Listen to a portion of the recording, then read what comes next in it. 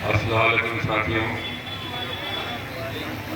आज सीतापुर शहर में पीडीएम गठबंधन की ये पहली जनसभा हो रही है और आज हम आप लोगों को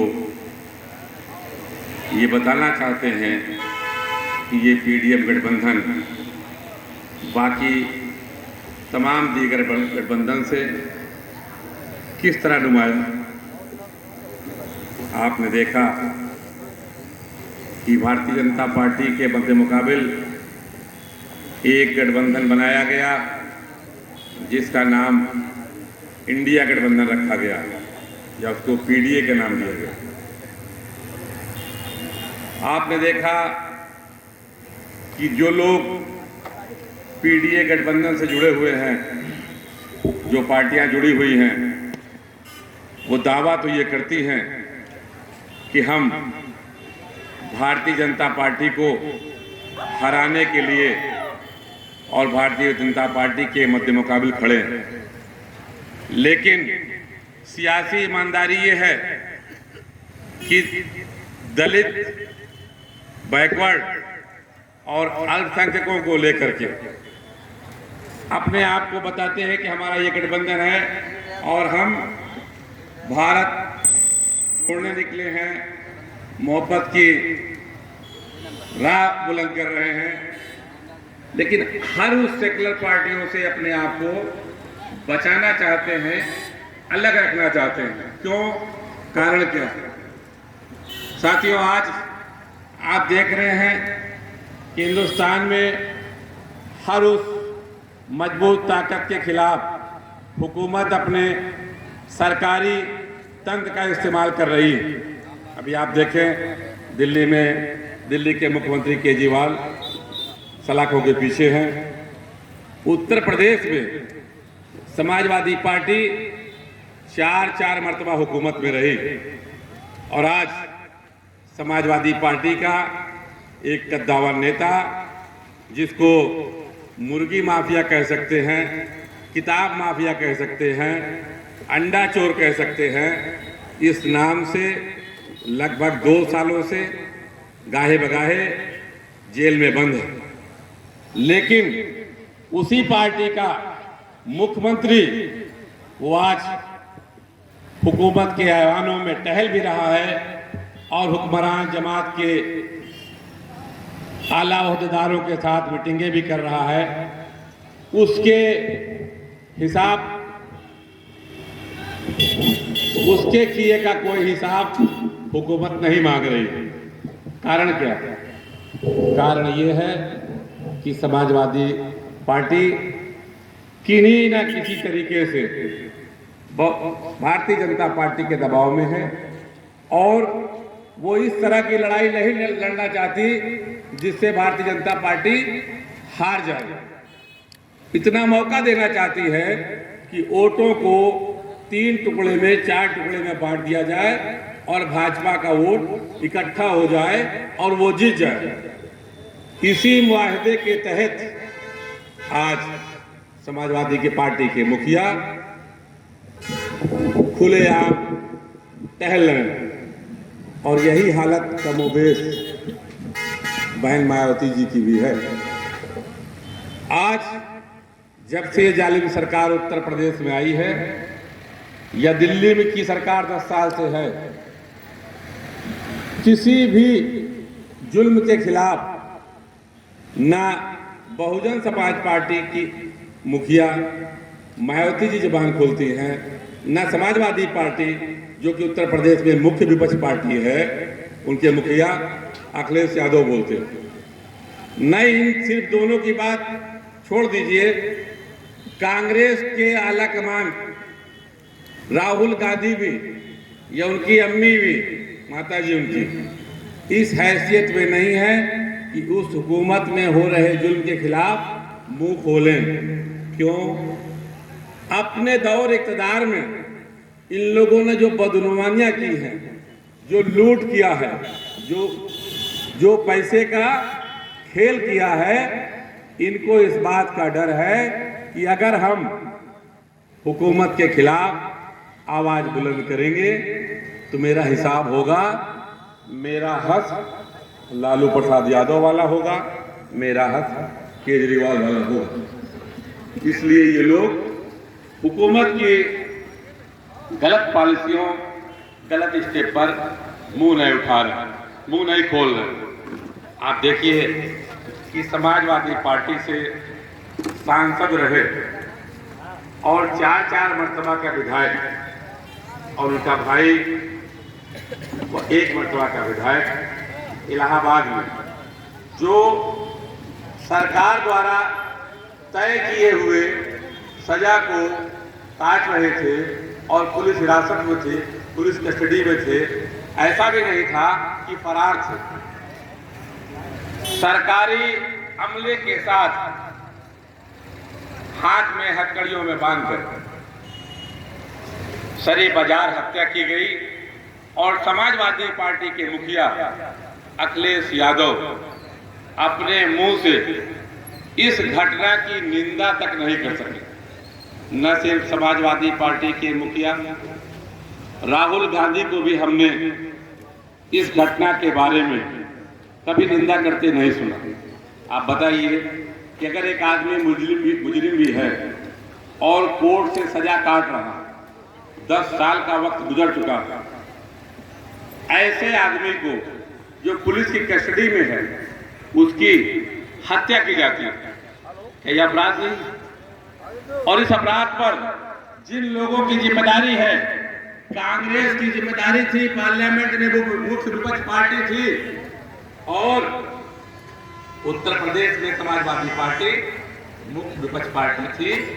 दोनों जगहों पर कोई आदमी बोलने वाला नहीं था। मैं ये मान भी लूं कि अतीक अहमद के साथ दबंगई का लफ्ज जुड़ा हुआ था। मैं दूसरा सवाल पूछना चाहता हूं कि क्या आजम खान उम्र की चोट है जिसकी वजह से 2 साल से जेलों में बंद हैं? नहीं, हुकूमत पे बैठे हुए ये लोग आवाम में ये पैगाम पहुंचाना चाहते हैं कि हमारी हुकूमत इतनी मजबूत है कि हमने एक खास तबके के लोगों पर, एक खास तबके के लोगों को उनकी हैसियत दिला दिया हूं, ये पैगाम देना चाहते हैं। और इसी पैगाम के तहत अभी आपने देखा आजम खान वो आजमगढ़ से तो चले, मुख्तार अंसारी जो कि लगातार विधायक थे और वो भी 12 साल 15 साल से सजा काट रहे थे, उनके घर वालों का इल्जाम है, उन्होंने भी अपनी एक अर्जी कोर्ट में दी थी कि मुझको जहर दिया जा रहा है, और उनके घर वाले इस बात को आज भी कहते हैं कि उनको जहर देकर मार डाला गया। क्यों? जरूरत क्या थी और इसी वक्त पे ऐसा क्यों हुआ? इस वक्त पे ऐसा इसलिए हुआ कि लोकसभा का चुनाव नजदीक था। भारतीय जनता पार्टी के पास कोई एजेंडा नहीं है पिछले 10 सालों में लोकसभा में जिस मुद्दे पर भारतीय जनता पार्टी वोट मांग सकती है। 10 सालों की कारकर्दगी जो भारतीय जनता पार्टी की रही है, उसमें कोई ऐसा मुद्दा नहीं है जिसको आवाम के बीच में ले जाकर के वोट मांगने का काम करें। उनके पास बसता सिर्फ क्या है? हिंदू मुस्लिम, हिंदुस्तान पाकिस्तान, दंगा, मंदिर मस्जिद, ये 4-6 चीजों के अलावा इनके पास कोई मुद्दा नहीं है। इन्होंने अपने माहौल को गर्म करने के लिए ये हरकतें की, लेकिन इस हरकतों के खिलाफ बोलने की जिम्मेदारी किसकी थी? क्या राहुल गांधी की जिम्मेदारी नहीं थी कि इसका विरोध करते? क्या इस बात की जिम्मेदारी अखिलेश यादव की नहीं थी? क्या इस बात की जिम्मेदारी मायावती की नहीं थी? अगर आपके समाज के ऊपर हो रहे जुल्म पर इनकी बोलने की हैसियत नहीं है, समाजवादी मुखिया की, बहन मायावती की, राहुल गांधी की, तो ये आपके वोटों की खैरात, आपके वोटों की जकात लेने आपके दरवाजे पे तो खड़े थे। इस बात का जवाब चाहता हूं। समाजवादी पार्टी कभी भी सत्ता में नहीं आती। समाजवादी पार्टी कभी भी सत्ता में नहीं आती, मुलायम सिंह यादव जी कभी मुख्यमंत्री न बने होते अगर आपके समाज के लोगों ने उनके कंधे से कंधा मिलाकर वोट नहीं किया होता। 3 मर्तबा उत्तर प्रदेश के मुख्यमंत्री बने मुलायम सिंह यादव जी, किसके दम पर? आपके दम पर। सरकारी आंकड़े के मुताबिक उत्तर प्रदेश में आपकी 22% आबादी है, महज 7% आबादी यादव समाज की है। आपकी गैर सरकारी आंकड़े के मुताबिक 25% से अधिक आपकी आबादी। जिस समाज की आबादी 25% से अधिक हो वो तमाम दीगर पार्टियों के साथ गाड़ी का डिब्बा बनने को तैयार है, इंजन बनने को तैयार नहीं है। ये कमी समाजवादी मुखिया की नहीं थी, ये कमी हमारी आपकी थी। हमने आपने कभी ये कोशिश नहीं की कि हम सत्ता के इक़्तिदार की तरफ बढ़ेंगे, हुकूमत हमारे लोग भी करेंगे। उस कुर्सी पर जहां ये लुंगी वाला बैठा है, एक दाढ़ी वाला, एक टोपी वाला, एक कुर्ता पैजामा पहनने वाला भी उस कुर्सी पर पहुंच सकता है। कभी आपने इसका इरादा नहीं किया। क्या मैं गलत कह रहा हूं? उत्तर प्रदेश में एक कौम जो दलित समाज के नाम से जानी जाती है, जिसको 6000 साल से गुलाम बना के रखा गया था, जिसके आबा व अजदाद का कोई इतिहास इस तरह का नहीं मिलता कि कभी बरसर इक़्तिदार रहे हों, कभी हुकूमत में रहे हों, उनके अंदर ये चेतना जागी, उनके अंदर इस बात का फिक्र हुई कि हमारी आबादी 11% है, हम दीगर समाज के लोगों को जोड़कर इक़्तिदार पे आने की कोशिश करेंगे। उत्तर प्रदेश में की राजनीति में मानवर काशीराम जी के नाम से एक मर्द मुजाहिद पैदा हुआ दलित समाज में। उसने अपने लोगों को मुत्तहिद करने का काम किया और आपने देखा कि वो दलित समाज जिसको लोग अपने दरवाजे से आला जात के लोग जाने नहीं देते थे, आज भी मध्य प्रदेश में हालत ये है कि दलित समाज के लोग अपनी बारात घोड़ों से नहीं ले जा सकते। वो आला जात के लोग उन कुओं में पानी नहीं भर सकते जिनमें आला जात के लोग पीते हैं। दलित समाज के लोग वहां पानी नहीं भर सकते।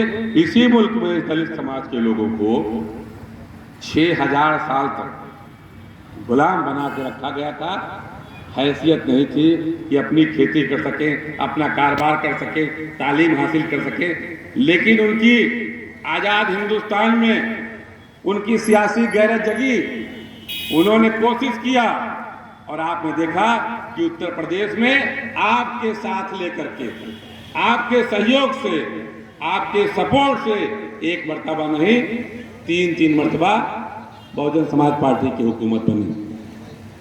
दलित समाज, खास करके मायावती बहन जी का जो समाज है, उसकी आबादी मात्र 11% है और आपका समाज जिसकी 25% से अधिक आबादी है, उसको ये बात कभी गले में उतरती नहीं कि हम भी इक़्तिदार में आ सकते हैं। जिस लोकसभा कॉन्स्टिट्यूंसी से आज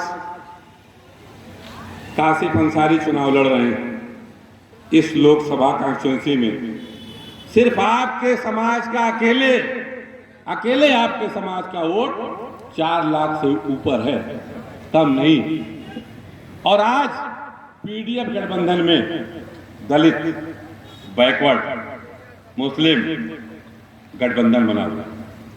अभी मैं परसों 25 तारीख को बनारस में था, तो बनारस में जनसभा थी। कम से कम मैदान की लंबाई 1 किलोमीटर रही होगी और यहाँ से लेकर के वहाँ तक आखिरी कोने तक आदमी खड़े होने की जगह नहीं थी। हालात ये थे कि भीड़ में धक्का धक्की में किसी का हाथ भी टूट गया। मैं ये कहना चाहता हूँ कि आपके इस गठबंधन में इतनी ताकत है। दलित समाज, पटेल समाज, बैकवर्ड समाज,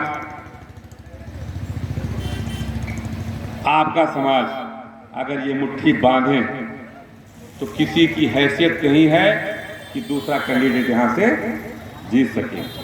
अगर आपने अपने वोटों से 50 साल तक उत्तर प्रदेश में कांग्रेस को बरसरे इक़्तिदार बनाए रखा और जिस दिन आपने कांग्रेस को लात मारा 92 के बाद से, कभी उत्तर प्रदेश में कांग्रेस आई?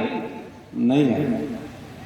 इसी तरह जब जब आपके समाज के लोगों ने बहुजन समाज पार्टी को वोट दिया, बहुजन समाज पार्टी बरसरे इक़्तिदार आई। जिस मर्तबा आपने बहुजन समाज पार्टी का साथ छोड़ा, समाजवादी पार्टी को दिया, समाजवादी पार्टी सत्ता में आई। 7% यादव समाज आपके वोटों की खैरात की बुनियाद पर लगभग 20 साल तक उत्तर प्रदेश में बरसरे इक़्तिदार रहा और दूध का डब्बा लेके चलने वाले लोग आज हुकूमत के ऐवानों में, ऑफिसों में अधिकारी के रूप में उत्तर प्रदेश में पाए जा रहे हैं। किसकी ताकत थी? वोटों की ताकत सिर्फ और सिर्फ आपकी थी। अगर आप ये समझते हैं कि आपके वोटों में इतनी ताकत है कि जब आपने अपने वोटों को खींच लिया तो कांग्रेस सत्ता से नीचे आ गई, जब आपने अपने वोटों को खींच लिया समाजवादी पार्टी सत्ता से नीचे आ गई, जब आपने अपने वोटों को हटा लिया बहुजन समाज पार्टी सत्ता से बाहर आ गई, तो आज ये आप जानिए कि अगर आप अपने उसी इत्तेहाद के साथ इस पीडीएफ गठबंधन को साथ देंगे तो ये पीडीएफ गठबंधन उतनी ताकत रखता है जितनी ताकत पिछली सरकारें जो आपके वोटों के दम पे आई थी रखती थी। लेकिन आज हमारे समाज के लोग जिस तरह बिखरे हुए हैं वोटों के ताल्लुक, लोगों के दिमाग में ये बात घुस गई है कि नहीं, हमको भाजपा को हराना है।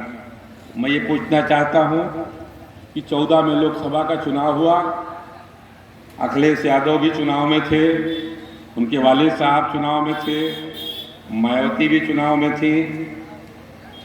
क्या ये लोग चुनाव जीत सके? भाजपा को हरा सके? 19 में दोबारा चुनाव हुआ, क्या ये लोग हरा सके भारतीय जनता पार्टी को? नहीं। क्यों नहीं हरा सके? इसलिए हरा नहीं सके कि समाजवादी पार्टी का यादव समाज, उसका आधे से अधिक आबादी भाजपा में जा चुकी। समाजवादी के पास यादव समाज का वोट नहीं रहा। अभी 22 में चुनाव हुआ, लगभग 80-85% मुस्लिम समाज के लोगों ने समाजवादी पार्टी को वोट दिया। क्यों दिया? उत्तर प्रदेश से भाजपा हटाना है इसीलिए दिया ना भाई। तमाम सीटों पर मजलिस इत्तेहादुल मुस्लिमीन चुनाव लड़ रही थी। ओवैसी साहब की रैलियों में सबसे ज्यादा भीड़ होती थी कि नहीं होती थी? ओवैसी साहब जहां आते थे उतनी भीड़ न अखिलेश की रैली में होती थी, न योगी जी की रैली में होती थी, न मोदी जी की रैली में होती थी।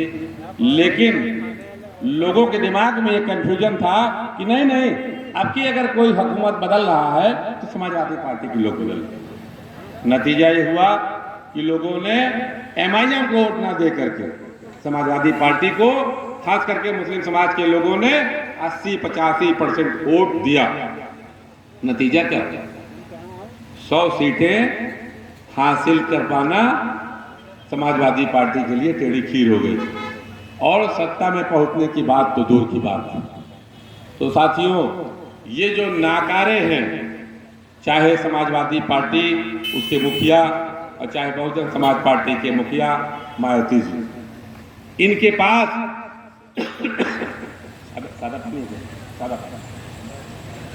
इनके पास अपने समाज का वोट बाकी नहीं रहा और ये सिर्फ आपके वोटों पे राजनीति करना चाहते हैं।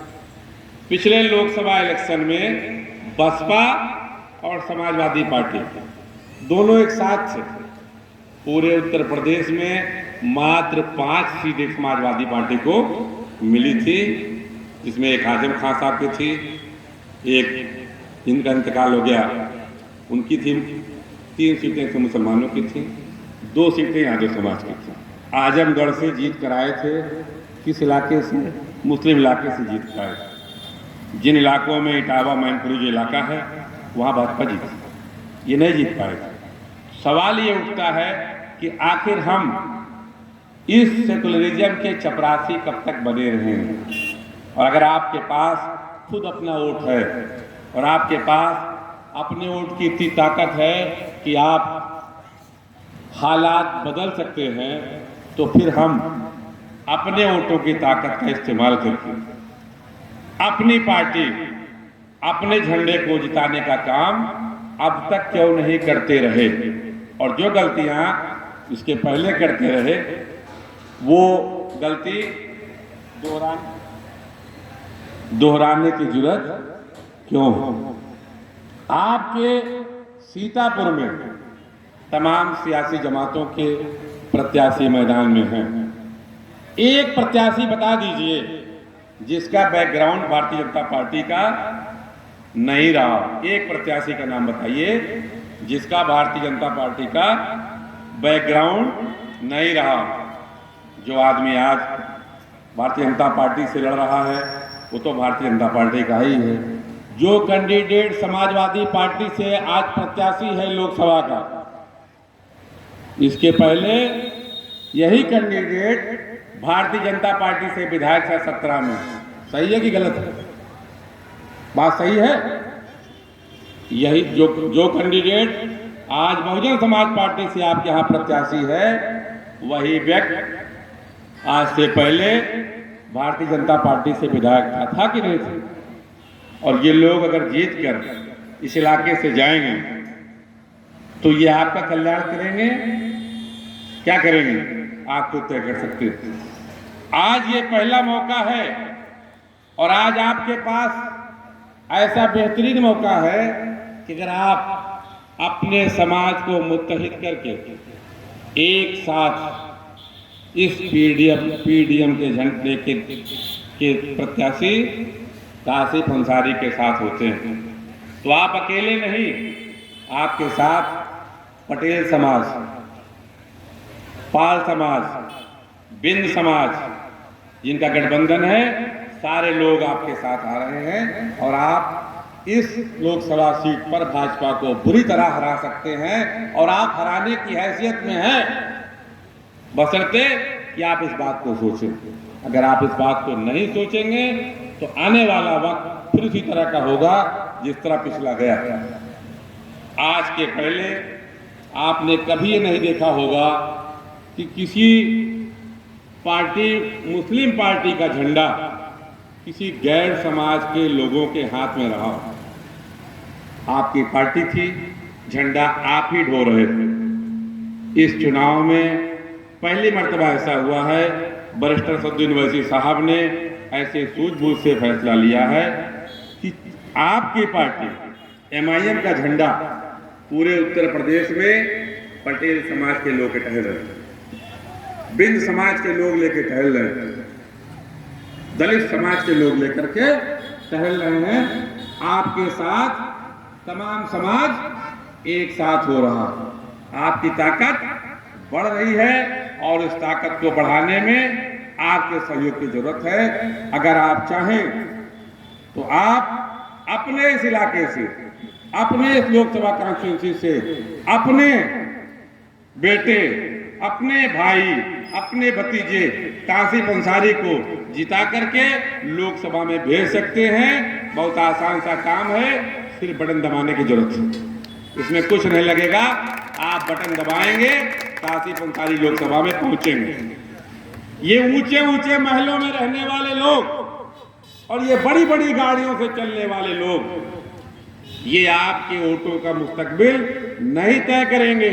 आप खुद अपने वोटों से अपना मुस्तकबिल तय करने की हैसियत में हैं। अगर आप ये समझते हैं कि आप ये काम कर सकते हैं तो आज सीतापुर में ये हालात बन गए कि आप अपने वोटों की ताकत दिखा करके अपने परिवार के बच्चे को, कासिफ अंसारी को लोकसभा भेज सकते हैं। उत्तर प्रदेश में सीतापुर भी उस हैसियत में आने की कगार पे खड़ा है जैसे औरंगाबाद से इम्तियाज जलील पार्लियामेंट में जाकर खड़े हैं, जैसे बिहार से अख्तरुल इमान पार्लियामेंट में जा रहे हैं, उसी तरह आपके घर से आपका बच्चा, आपके परिवार का बच्चा लोकसभा में जाने की स्थिति में है, बशर्ते कि अगर आप इस बात को हल्के में लेंगे तो हाथ से बातें निकल जाएंगी। आपको सोचने की जरूरत नहीं है, आपको विचार करने की जरूरत नहीं है, आपको सिर्फ एक फैसला लेना है कि हमारा नेता कौन, बैरिस्टर असदुद्दीन ओवैसी साहब, उनका सीतापुर का नुमाइंदा काशिफ अंसारी साहब, जिसके साथ बहन पल्लवी पटेल जी खड़ी हैं, जिसके साथ पाल समाज के लोग खड़े हैं, बिंद समाज के लोग खड़े हैं, सारा समाज खड़ा है। अब तक क्या होता था, लोग कहते थे अकेले मुसलमान क्या कर लेगा, बहुत मेहनत से बोलते थे। ऐसा लगता था कि मुसलमान अगर मुसलमान को वोट दे देगा तो इससे बड़ा पाप हो ही नहीं सकता। बहुत आला तालीम याफ्ता किसी के पास जाइए, अकेले मुसलमान क्या कर सकता है। आज जो गठबंधन आपके सामने खड़ा है, इस गठबंधन की जो मालियत है, जो वोटों की ताकत है, इस ताकत की हैसियत में भारतीय जनता पार्टी के सारे जितने संगठन हैं, वोटों के दम पे आपका मुकाबला करने की हैसियत में नहीं है। लेकिन इस बात को समझने की जरूरत आपको है, खास करके हमारे समाज के लोगों को इस बात की समझने की जरूरत है कि आज हमारे पास क्या ताकत है। इस ताकत का एहसास अगर आपको नहीं होगा तो आप एक ऐसा मौका गंवा देंगे। इसलिए मैं आपसे बड़े इल्तिजा के साथ ये अपील करना चाहता हूं कि यहां से जाने के बाद लोगों को ये बताएं कि आज हमारे वोटों की क्या ताकत है और हम इस सीतापुर में क्या कर सकते हैं।